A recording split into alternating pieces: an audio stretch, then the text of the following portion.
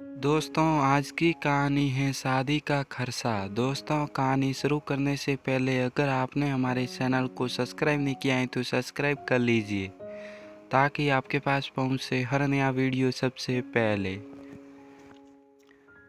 Thank God, कल की present tense की तैयारी हो गई। हाथों को स्ट्रेस करते हुए लैपटॉप बंद कर रिंकी उठी ही थी कि ये क्या। मम्मी पापा के रूम की लाइट इतनी देर रात तक और कुछ अलमारी खोलने की आवाज़, माथे पर थोड़ी सिकन के साथ। सब ठीक है ना? मन में उमड़े विचार और बेचैनी से बढ़ते कदम के साथ रिंकी ने कमरे के अंदर जाकर देखा तो ये सब क्या है। मम्मी पापा, ये पासबुक एफडी वगैरह किस लिए, वो भी इतनी रात को? सब ठीक ठाक है ना? हाँ मेरी लाडो, सब ठीक है। बस परसों यानी रविवार को सुमित और उसके परिवार के लोग रिश्ता पक्का करने आने वाले हैं, उसी की तैयारी में लगे थे।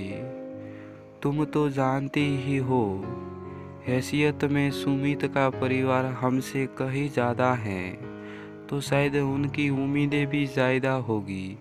क्या पता कितना दहेज मांग ले। हम ठहरे लड़की वाले तो चलना ही पड़ेगा। बस वही हिसाब लगा रहे थे कि कितना दान दहेज दे सकते हैं। तू परेशान न हो मेरी लाडो, जाकर सो जा, तुझे सुबह ऑफिस भी जाना है। यह सब तो मैं और तेरे पापा देख लेंगे। दहेज, आप कौन से ज़माने की बात कर रही हैं? मैं आज के ज़माने की एक पढ़ी लिखी लड़की हूँ। शायद मेरी परवरिश में भी आपने उतना ही खर्चा किया है जितना कोई पिता अपने बेटे की परवरिश में करता।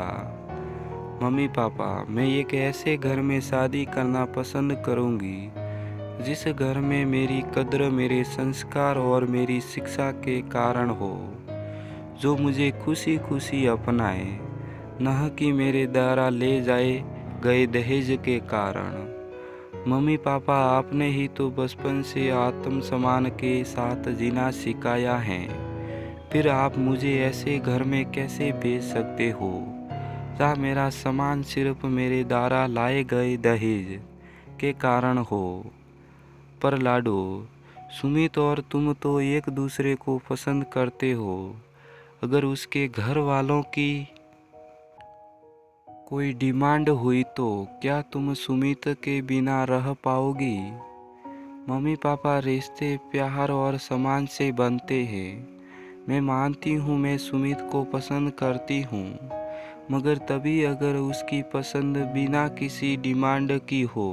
अगर उसके प्यार की बुनियाद दहेज होगा तो मैं अपने आत्मसम्मान के लिए एक तो क्या कहीं सुमित कुर्बान करने के लिए तैयार हूँ। शायद इसके लिए मुझे जीवन कुंवारा ही क्यों न रहना पड़े।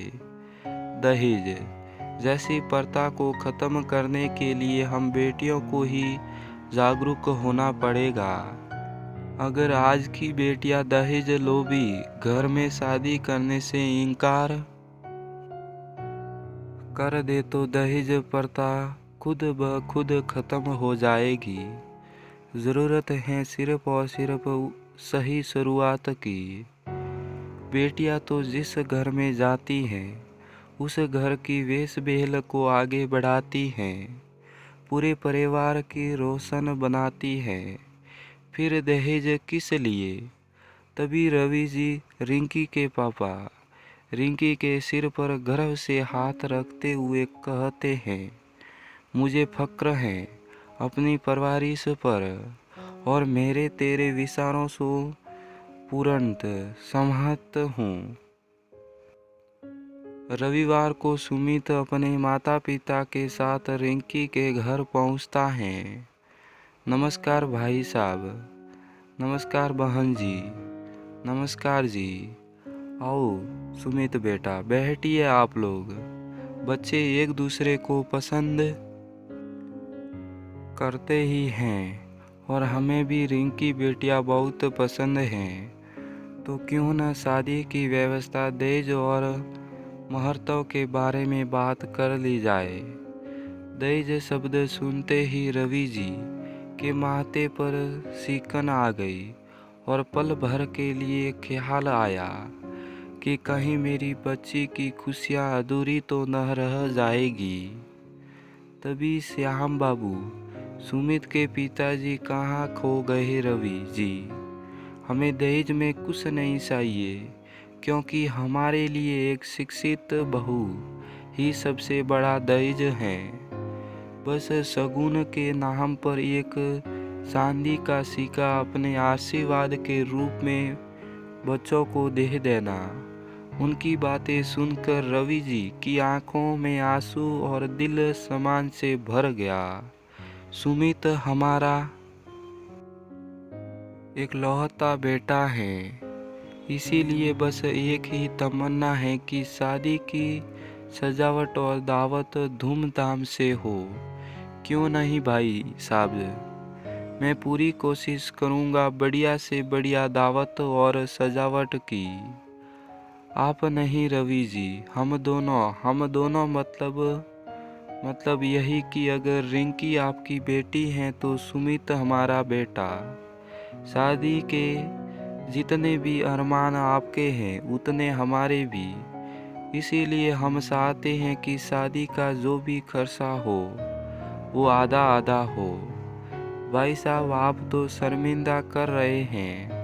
शादी की पूरी व्यवस्था करना और उसका खर्चा तो लड़की वाले का ही होता है। सदियों से यही परंपरा चली आ रही है। रवि जी, परंपराएं वक्त के साथ बदल लेनी चाहिए। अब बहू लेने आए हैं तो आधा खर्चा तो बनता है ना। हंसते हुए श्याम जी बोले। रिंकी जो दूर खड़ी होकर अपनी होने वाले ससुराल वालों की बातें सुन रही थी, उनके प्रति मन में समान सहसा बढ़ जाता है। तो दोस्तों, इस वीडियो से आपकी क्या राय है नीचे कमेंट करके हमारे को ज़रूर बताएं और इस वीडियो को लाइक और शेयर करना बिल्कुल ना भूलें। चलिए दोस्तों, मिलते हैं नेक्स्ट वीडियो में।